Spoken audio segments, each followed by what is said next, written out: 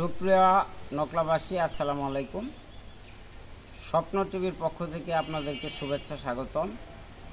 হয়ে গেল গত 21শে মে নকলা উপজেলা পরিষদের নির্বাচন। এখানে দলীয় কোনো প্রতীক ছিল না। আওয়ামী লীগের 4 জন এবং বিএনপির 1 জন, 5 জন চেয়ারম্যান পদে প্রতিদ্বন্দ্বিতা করেছেন। শেষটায় ভোটের মাঠে লড়াই করে আওয়ামী লীগ নেতা, নকলা পৌর আওয়ামী লীগের সংগ্রামী সভাপতি অ্যাডভোকেট মাহবুবুল আলম সোহাগ 20,554 ভোট পেয়ে বিজয়ী হয়েছেন। তার নিকটতম হয়েছেন বিএনপির মকসুদুল হক শিবলু 19,257 ভোট পেয়ে।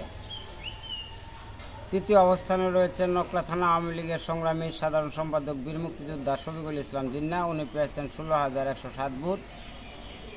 চতুর্থ স্থান অধিকার করেছেন জনাব সারোয়ার আলম তালুকদার প্রতীক ঘোড়া, উনি পেয়েছেন 13,152 ভোট। পঞ্চম স্থান অধিকার করেছেন বর্তমান পরিষদের চেয়ারম্যান শাহ মোহাম্মদ বুরহানুদ্দিন মোটরসাইকেল প্রতীক নিয়ে, উনি পেয়েছেন 11,695 ভোট। তো চেয়ারম্যান নির্বাচিত হয়েছেন অ্যাডভোকেট মাহবুবুল আলম সোহাগ। ভাইস চেয়ারম্যান ছাত্রলীগের এক সময়ের নকলা উপজেলা শাখার আহ্বায়ক আবু হামজা কনক পেয়েছেন চশমা প্রতীক নিয়ে 31,269 ভোট। তার নিকটতম হয়েছেন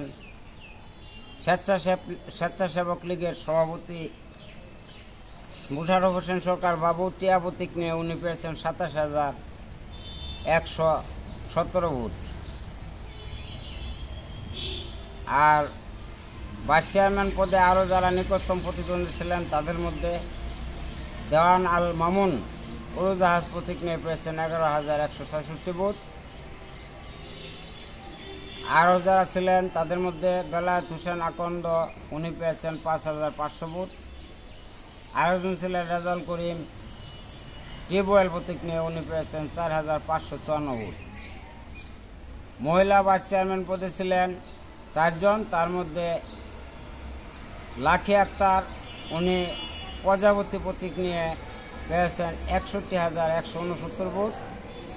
নিকটতম হয়েছেন সাবেক মুক্তিযোদ্ধা কমান্ডার মরহুম আব্দুর রাজ্জাকের স্ত্রী, বর্তমান পরিষদের ভাইস চেয়ারম্যান, মহিলা ভাইস চেয়ারম্যান ফরিদা ইয়াসমিন, উনি হাসমার্কা প্রতীক নিয়ে পেয়েছেন 8,128 ভোট। তার নিকটতম হয়েছেন দেওয়ান কোহিনুর 6,696 ভোট। আরেকজন মহিলা প্রার্থী আলিয়া পারভিন, উনি পেয়েছেন 3,554 ভোট। এই ছিল আমাদের ভোটের ফলাফল। তো নকলা পরিষদে এইবারই প্রথম খুব কড়াকড়ির মধ্য দিয়ে ভোট অনুষ্ঠিত হয়েছে। সরকারের দায়িত্বপ্রাপ্ত কর্মকর্তারা দিনব্যাপী ভোট গ্রহণ করছেন। সেখানে বিভিন্ন কেন্দ্রে সকালের দিকে উপস্থিতির হার কম থাকলেও বেলা পড়তে থাকায় ভোটের উপস্থিতি অনেক বেড়ে গিয়েছিল। আশাব্যঞ্জকভাবে 4 গুণ, সকালের চেয়ে 4 গুণ ভোটার উপস্থিতি বেড়েছে। সেখানে ভোট হয়েছে 46%।